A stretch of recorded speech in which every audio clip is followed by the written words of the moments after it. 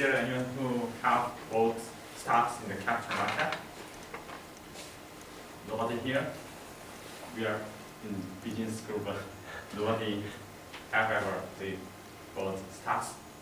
And so, is there anyone who know about the concept of the seasoned equity offerings or initial public offerings? All of you are familiar with this concept, right? But if you are not familiar with those concepts, you're not be worried about it. I think you can imagine the symbol.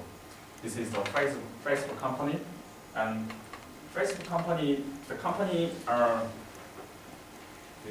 trying to, and they're preparing somewhat the financing decision. You guys know, and in May, the company is gonna go public in the capital market. I think all of you are catching up this news, and so my name is Jae-yoon, and I'm majoring in the accounting in the PhD course of this KAIST Business School. I want to explain the concept of the SEOs and IPOs and the surrounding phenomenon, which is the underpricing. So, actually, most of the funds sometimes they need to raise money. That's why they want to go public. That is initial public offerings, or actually after initial public offerings, there is the fund. Some of the funds, listed funds, they sometimes have they raise money. They need money because they want to have an opportunity to invest money. In this case, they want to issue new shares to the investors at the time. Do you think the firms issuing funds they have incentives to issue stocks at market price or the low discounted prices? Actually, the higher price, the firms actually want to provide their stocks at the higher price.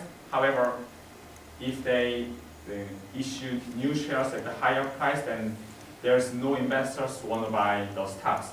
That's why the initial public offering firms they have incentives to provide new shares lower than market value. So this is the phenomenon of the underpricing, which is the phenomenon that offer price tend to be lower than market value.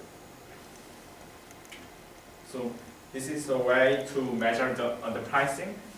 Let's suppose that we are here at the date prior to the offering date, and then in this situation we can suppose that this is a market value. This is the true value of the firm. However, at the offer date, the firms they have incentives to provide new shares the lower value than market value, the value lower than market value. That's why the opening price is somewhat lower. So, however, but after that, the investors think that this value is very undervalued. That's why some of the investors they want to buy the stocks of the firms. That's why this is just one day. There is somewhat increase in the stock value. So we can measure the underpricing in this way or the other way. So this is the historical result. I think this is very interesting and surprising graph because what about focusing on this 1999? If you buy the new shares of the IPO firms, then you can obtain just one day return of the 50%, more than 50%, which means that if you buy the IPO firm stock as much as the $1 million, then you can have $1 million plus $50 million just one day after the offering day. That's why I think this is very surprising result. And so, what kinds of sources do induce the underpricing? Because the underpricing is some of the compensation for investors. They take in the compensation for investors because the investors are taking the risk about the uncertainty. You want to do bigger actions. They're taking, like here, this action extended. Yeah. That's what he did very well. His actions were bigger, sort of exaggerated. You know, come here or go there. You want bigger actions. They're stronger. Okay. I think the uncertainty and information asymmetry, they are the main sources of the induced underpricing. So managers they want to, if they want to reduce the underpricing, they want to reduce the level of underpricing, then they have incentives to voluntarily disclose from their private information, because by disclosing information voluntarily, then there are lots of information in the capital market, and the investors, they have more the information of the fund. So a very sort of picky point is involuntary disclosure. Yeah. A fist does not suggest disclosure. An open hand would suggest disclosure. Yeah. So voluntarily disclosing is sort of if you do both hands, you're opening your body like an inspection. So, you know, they have mandatory disclosure. Yeah. So, you know, a fist going like that is not, Okay. doesn't match. On the other hand,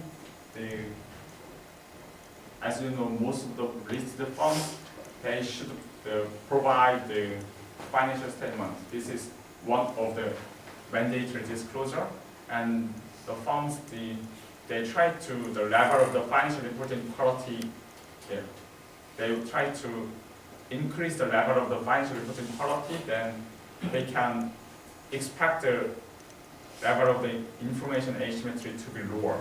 So by doing so, This is lower. yeah, This is not lower. This is up. This is down. by doing so, they can reduce the level of the underpricing. Reduce the level of underpricing. So yeah, and so I want to give you the final comments. And I think some of you would be managers of the firm in the future. So at the time, if you are managers, then I strongly recommend you guys that you can lower the cost of the capital by reducing on the pricing. That is by reducing information asymmetry. Or on the other hand, now you can be investors, and so if you are investors, you can expect the one-day high return at the offering day. So if you have interest in the capital market and trading the stocks, then I strongly recommend you to catch up the offering fund stocks.